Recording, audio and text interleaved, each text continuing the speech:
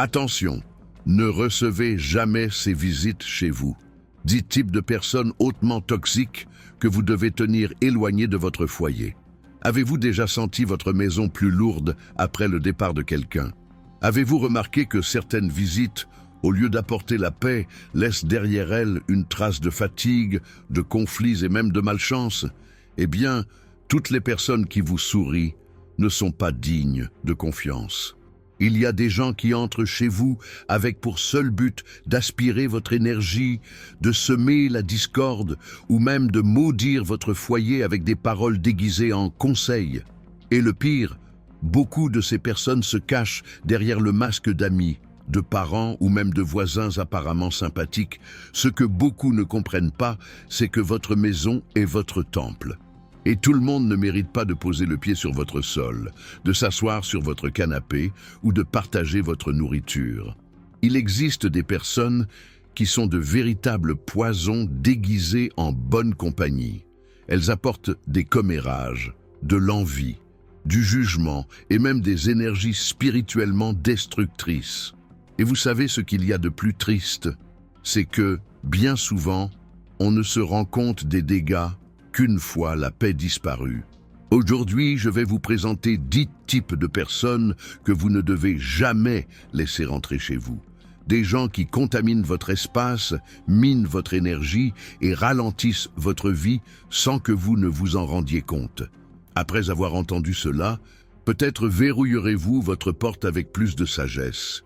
Avant de commencer, assurez-vous d'avoir cliqué sur le bouton « J'aime » si vous êtes une personne de bien qui déteste la méchanceté humaine. Et si vous le souhaitez, laissez un commentaire. Mieux vaut être seul que mal accompagné. Voyons maintenant le premier type. Numéro 1, les rumeurs infiltrées. C'est le genre de personne qui débarque chez vous avec un sourire aux lèvres, mais un regard plein de malice. Elle feint l'intérêt, pose des questions déguisées en curiosité, mais son véritable objectif est de recueillir des informations à répandre. Elle veut tout savoir. Qui vous fréquentez, combien vous gagnez, comment va votre mariage, et même ce que vous pensez des autres. Tout cela dans un seul but, alimenter les commérages de ceux qui n'ont rien de mieux à faire. Le colporteur de rumeurs ne se contente pas de divulguer vos confidences. Il les déforme, les exagère et sème la zizanie. Souvent, il utilise son propre foyer comme théâtre, inventant de toutes pièces vos paroles et vos actes. Il se nourrit du chaos, des conflits et de la confusion. Et quand vous vous y attendez le moins, on vous reproche des choses que vous n'avez jamais dites. Les gens comme ça ne méritent pas votre présence. Les commères sont passés maîtres dans l'art de semer la discorde et de ruiner les réputations. N'oubliez pas, ceux qui parlent des autres auprès de vous parlent aussi de vous auprès des autres. Numéro 2, l'envieux silencieux. Cette personne ne crie pas, ne se dispute pas, ne fait pas d'esclandre. Elle sourit, loue vos réussites, applaudit, mais au fond d'elle, elle est rongée par l'envie. C'est le genre de personne qui vient chez vous et qui lance des remarques insidieuses comme « Vous vivez bien, hein ?» ou « Tout ça avec votre propre salaire ?» Des phrases qui semblent anodines, mais qui sont en réalité très blessantes. L'envieux ne désire pas ce que vous possédez. Il souhaite que vous ne l'ayez pas. Il ne veut ni votre bonheur, ni votre réussite, ni votre famille harmonieuse. Au fond, il souhaite vous voir trébucher. Il feint de se réjouir de vos victoires, mais son regard trahit son malaise. Souvent, il est si fourbe que vous n'en percevez les conséquences que plus tard. Disputes stériles, portes qui se ferment, malchance. Ces personnes dégagent une énergie pesante. Partout où elles vont, la lumière s'éteint, la joie se refroidit. Il est donc essentiel d'observer. Comment vous sentez-vous après la visite de quelqu'un? Ressentez-vous de la paix ou avez-vous l'impression d'être vidé de votre énergie? Dites-moi, avez-vous déjà eu quelqu'un comme ça chez vous? N'hésitez pas à laisser un commentaire ci-dessous, j'aimerais beaucoup connaître votre expérience. Numéro 3. La victime professionnelle. Cette personne arrive chez vous, apportant avec elle une atmosphère pesante. Tout va mal, rien ne va. Le monde entier semble s'acharner contre elle. Et bien sûr, ce n'est jamais de sa faute. Elle transforme chaque conversation en un monologue interminable, vous obligeant à subir ces drames répétitifs et sans fin. Mais attention, elle ne cherche ni conseil, ni aide concrète. Elle veut simplement être le centre de l'attention et vous épuiser émotionnellement. Vous passez peut-être une journée joyeuse et insouciante, vous célébrez quelque chose, et puis cette personne arrive et l'ambiance se gâte. Soudain, tout tourne autour de ses problèmes, de ses déceptions, de sa souffrance et des injustices que elle seule subit. Elle se victimise pour manipuler, vous faire culpabiliser d'avoir une vie meilleure et même obtenir des faveurs ou des avantages. Ces personnes vous épuisent sans même que vous vous en rendiez compte. Après leur départ, il ne vous reste que fatigue, découragement et le sentiment d'avoir été vidé de votre énergie.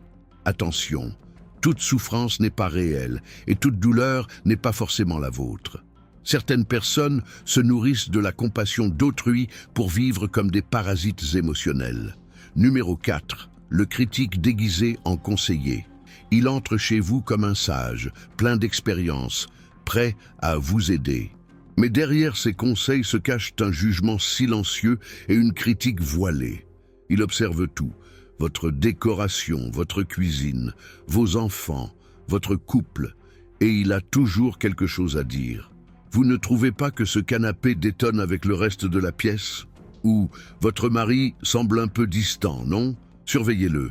Ce genre de personne ne donne pas son avis pour contribuer, mais pour saper votre confiance en vous. Elle cherche à vous faire croire que vous n'êtes jamais à la hauteur, que vos choix sont mauvais, que vous menez une vie médiocre, que vous devez changer quelque chose. Et le plus dangereux, tout cela est présenté sur un ton amical, comme si elle se souciait réellement de vous. Mais la vérité, c'est que ces critiques s'accumulent dans votre esprit. Vous commencez à douter de vous-même, à vous comparer aux autres, à voir des défauts là où vous ne voyez que de la beauté. Et c'est précisément ce que recherche le critique, contrôler, rabaisser, influencer. Avez-vous déjà reçu quelqu'un comme ça, quelqu'un qui trouve toujours à redire à tout, chez vous ou dans votre vie? Laissez un commentaire ci-dessous. Je veux savoir si vous avez déjà vécu cette expérience. Numéro 5. Le vampire des avantages sociaux. Cette personne n'apparaît que lorsqu'elle a besoin de quelque chose. Un service, un prêt d'argent, un transport, de la nourriture, un endroit où dormir, ou même simplement une épaule sur laquelle pleurer, mais toujours à un prix, votre épuisement. Elle ne demande jamais comment vous allez. Elle ne se manifeste jamais par pure considération. Elle arrive, prend ce dont elle a besoin, vous remercie froidement, ou même pas, et disparaît, jusqu'à ce qu'elle ait de nouveau besoin de quelque chose.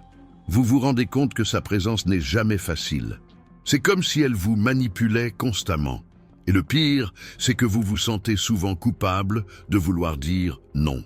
Après tout, elle sait comment manipuler la situation pour vous faire croire que vous êtes la seule personne au monde capable de vous aider.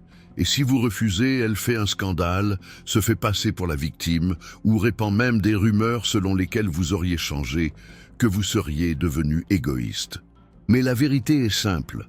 Les gens comme ça ne viennent pas par amour, mais par intérêt personnel. Et si vous le permettez, vous vous retrouverez pris au piège d'un cercle vicieux où vos efforts seront toujours insuffisants et votre gentillesse exploitée jusqu'à épuisement.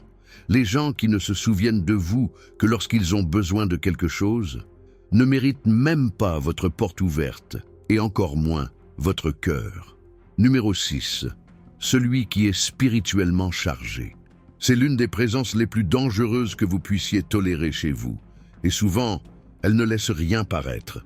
C'est cette personne qui, même polie, même sans dire de mal ouvertement, dégage une énergie lourde, dense et étrange. Dès qu'elle entre, l'atmosphère change. Les animaux s'agitent, l'air semble plus lourd, et même les plantes paraissent se flétrir. Ces personnes sont spirituellement déséquilibrées. Certaines s'adonnent à des pratiques néfastes. D'autres sont rongées par la haine, le ressentiment ou une profonde envie. Elles dégagent une énergie si chargée que leur simple présence suffit à semer le chaos. Et si elles sont accueillies avec affection, c'est encore pire. Elles absorbent leur lumière, leur volent leur paix et laissent derrière elles un véritable désordre spirituel. Vous aurez peut-être du mal à le croire, jusqu'à ce que vous commenciez à souffrir d'insomnie, de disputes futiles, d'une fatigue inexpliquée, voire de problèmes à la maison après la visite d'une telle personne. Ce qui franchit votre porte, ce n'est pas seulement le corps, c'est l'esprit, l'énergie, ce que cette personne porte en elle dans le monde invisible. Avez-vous déjà ressenti quelque chose d'étrange après le départ de quelqu'un de chez vous? Avez-vous déjà vécu cela et vous êtes-vous demandé ce qui se passait? Laissez un commentaire ci-dessous. Ce genre d'histoire peut ouvrir les yeux à beaucoup de gens. Numéro 7. Le concurrent déguisé en ami. Ce type de personne vit en se comparant aux autres, mais elle le fait avec le sourire, comme si c'était un jeu. Elle observe votre maison, votre voiture, votre relation, vos vêtements, et cherche toujours à montrer qu'elle a quelque chose de mieux. Si vous mentionnez une réussite, elle répond par une réussite encore plus grande.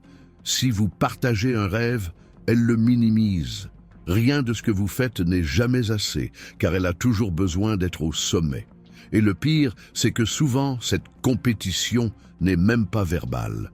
Elle se manifeste dans les attitudes, les provocations subtiles, les remarques indirectes déguisées en compliments.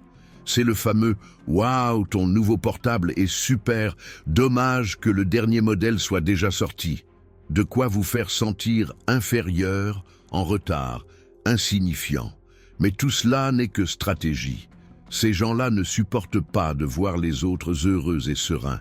Ils vivent dans une guerre intérieure et cherchent à vous entraîner dans leur camp. Les concurrents déguisés en amis sont toxiques, car ils vous font douter de votre valeur, même quand tout va bien. Si vous ressortez toujours de ces conversations avec un sentiment d'infériorité, de dévalorisation ou d'insécurité, c'est parce que cette personne n'a jamais respecté votre espace personnel, elle l'a envahi. Soyez prudent. Numéro 8. Ce qui cause toujours des problèmes. Vous connaissez cette personne qui, à chaque fois qu'elle vient, sème la pagaille, dispute, malentendus, imprévus. Rien n'est simple, rien n'est paisible. On dirait qu'elle apporte le chaos avec elle. Parfois, avant même son arrivée, un malaise, une angoisse inexplicable se fait déjà sentir, et quand elle part, c'est le soulagement de retrouver le silence. Ce type de personne vit dans un climat d'agitation perpétuelle et emporte cette énergie partout avec lui. Sa vie est toujours chaotique, pleine de problèmes et de conflits, et vous finissez par devenir sa prochaine cible. Elle se plaint de tout, contredit tout le monde, impose ses opinions et crée une atmosphère tendue. Et même lorsque le calme règne, elle trouve toujours le moyen de semer la zizanie. Et il y a un hic. Après son départ, il se passe généralement quelque chose qui tourne mal. Une dispute éclate, la tristesse s'installe, quelque chose se brise, comme si elle laissait une ombre planer sur la pièce. Et ce n'est pas un hasard. Ceux qui sèment la zizanie n'ont pas leur place dans votre havre de paix. Votre foyer est un lieu de sérénité, non un théâtre pour les troubles d'autrui. Choisissez avec soin qui invite à votre table. Numéro 9. L'homme sarcastique déguisé en rigolo. Cette personne plaisante sur tout, surtout sur vous. Elle se moque de votre apparence, de votre maison, de votre vie. Et lorsque vous manifestez votre malaise, elle se défend en disant « Oh, c'était juste une blague ». Vous n'avez pas d'humour, mais derrière les rires se cache du venin. Ces remarques peuvent paraître anodines, mais elles sont empreintes d'humiliation. Elle pourrait dire des choses comme « Ce plat est bon, étonnamment » ou « Tu es bien habillé aujourd'hui, quel miracle !» Et tout le monde rit, mais vous en ressentez le coup. Petit à petit, votre estime de soi s'érode et le respect disparaît. Ce genre de personne a besoin de rabaisser les autres pour se sentir intéressante. Et elle utilise le humour comme un bouclier pour attaquer sans assumer ses responsabilités. Le pire, c'est que souvent les autres entrent dans son jeu, riant et renforçant ainsi la malice dissimulée. Mais une blague blessante n'est pas drôle, elle est cruelle. Et les personnes cruelles, même si elles font rire les autres, ne méritent pas de faire partie de votre cercle intime. Car si quelqu'un ne sait rire qu'à vos dépens, cette personne n'a jamais été vraiment de votre côté. Si vous êtes arrivé au bout, laissez un commentaire comme celui-ci. Que le Créateur nous délivre de tout mal. N'oubliez pas de vous abonner à la chaîne et de laisser un like. Si vous souhaitez voir d'autres leçons de ce genre, j'ai laissé une vidéo à l'écran qui devrait vous plaire. Cliquez dessus et à bientôt.